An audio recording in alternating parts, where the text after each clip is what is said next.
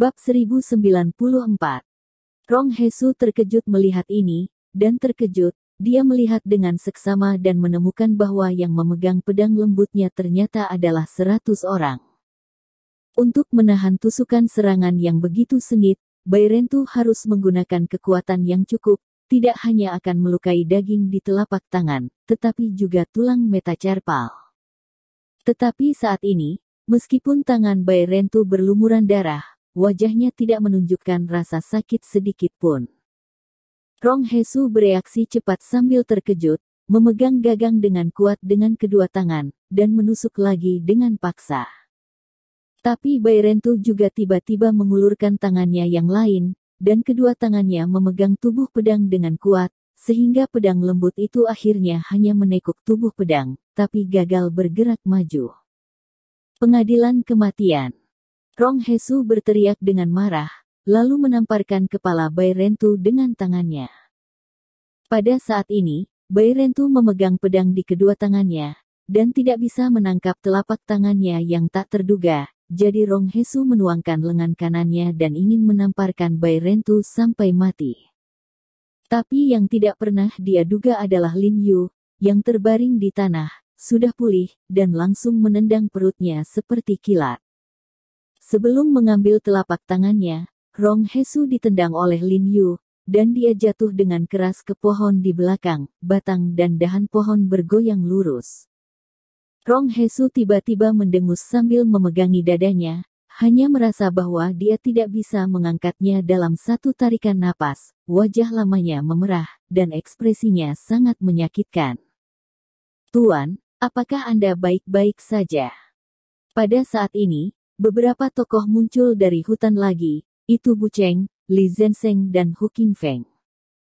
"Saya baik-baik saja." Lin Yu terkejut dan senang ketika melihat mereka. Dia tidak menyangka bahwa beberapa dari mereka telah memecahkan pria berbaju hitam di bawahnya, dan mereka muncul. Dia buru-buru berdiri dan duduk, memegangi pergelangan tangan Bairentu, dengan cemas berkata, "Kakak Niu, apa kabar?" "Aku juga baik-baik saja." Bairentu menggelengkan kepalanya dengan kuat, tetapi masih tidak ada ekspresi di wajahnya. "Sial, pencuri anjing!" Hu Qingfeng berteriak dengan marah pada Rong Hesu, lalu menginjakkan kakinya, bergegas menuju Rong Hesu dengan satu langkah, dan menyerang Rong Hesu dengan gerakan ganas. Rong Hesu terkejut, menahan rasa sakit di perutnya, dan buru-buru memanggil untuk menyambutnya. "Barang lama, ambillah hidupmu." Bu Cheng berkata bahwa ia juga bergegas menuju Rong Hesu. Li Zhensheng juga tidak ragu sama sekali, dan bergegas ke atas. Mereka bertiga bergabung, dan segera menyerbu Rong Hesu untuk bersembunyi. "Kakak Niu, ayo, biarkan aku melihat tanganmu." Lin Yu buru-buru bertanya pada 100 orang. "Kulit dan daging sakit, jangan menghalangi, kembalilah dan gosokkan obat." Bairentu menggelengkan kepalanya dan tidak peduli sama sekali. Dia menarik celana ketat dari mantelnya dan merobek-robeknya, membalut luka di tangannya. Segera setelah itu, ekspresinya menjadi dingin, dan dia bergegas menuju Rong Hesu dengan belati di kedua tangannya. Pada saat ini, melihat musuhnya dekat, dia secara alami tidak terkendali, dan dia ingin memotong kulit dan tulang Rong Hesu dengan tangannya sendiri. Setelah 100 orang bergegas, keempat pria itu bekerja sama untuk mengepung Rong Hesu. Meskipun Rong Hesu memiliki 3 kepala dan 6 lengan, dia tidak tahan sama sekali. "Aku tidak tahu siapa yang menendangnya dan menghantam tanah untuk membuat tubuhnya stabil." Dan kemudian mengeluarkan belati yang diikat ke betisnya dan buru-buru memblokir serangan semua orang. Namun, dia hanya memiliki 1 pisau di tangannya, dan jumlah pisau 1 tangan dan 2 tangan tidak kurang dari 10, jadi meskipun dia telah mencoba yang terbaik, dia masih memiliki beberapa luka di tubuhnya. Rong Hesu tahu bahwa dia harus mati jika dia terus bertarung seperti ini. Dia memutar matanya dan buru-buru berteriak dengan suara keras, "He Jiarong, kamu dan saudara-saudaramu berpura-pura menghukum kejahatan dan mempromosikan kebaikan. Akting, bermitra untuk berurusan dengan saya, orang tua. Orang tua, sungguh pahlawan. Pahlawan. Karena saat ini dia kelelahan, dan dia sedikit kehabisan nafas. Sekarang beritahu kami apa yang harus dikurangi. Li Zenseng berteriak dengan marah dan berkata, ketika kami bertengkar dengan Anda, para dokter misterius, kapan Anda semakin sedikit menggertak? Ya, sial, ketika kami berada di Changqing terakhir kali, ratusan orang dari dokter misterius Anda mengepung kami.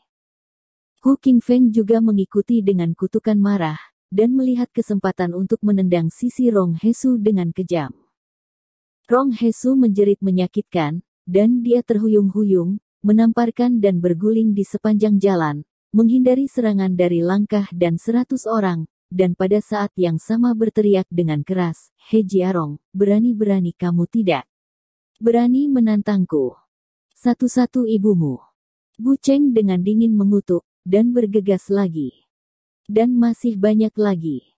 Pada saat ini, Lin Yu tiba-tiba membuka mulutnya dan berteriak, dan menghentikan Bu Cheng dan yang lainnya.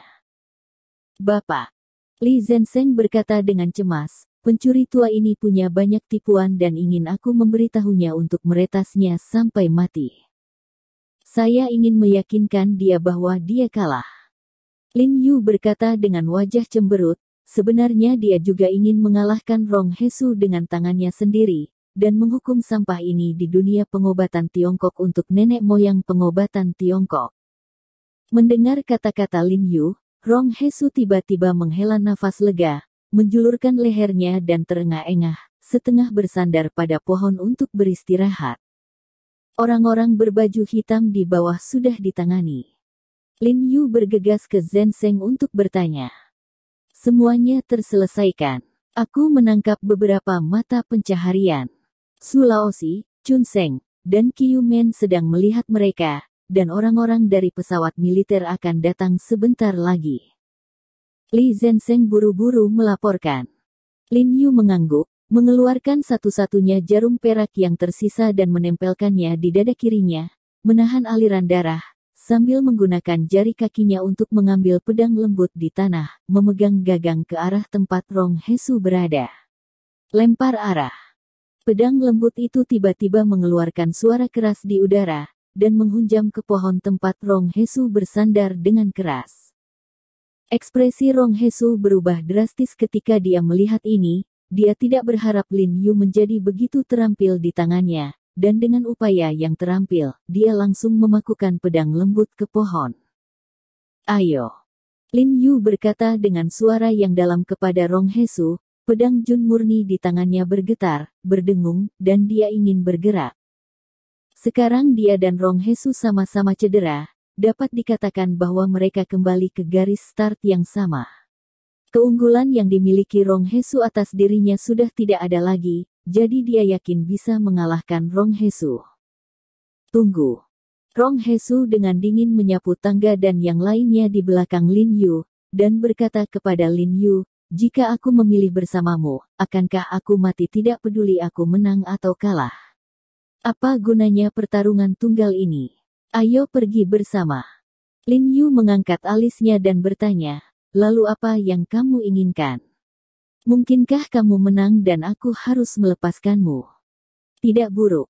Rong Hesu berkata dengan wajah cemberut, "Karena ini adalah urusan kita sendiri dalam pengobatan Tiongkok, jadi tidak peduli menang atau kalah, saya berharap kita berdua akan menyelesaikannya sendiri.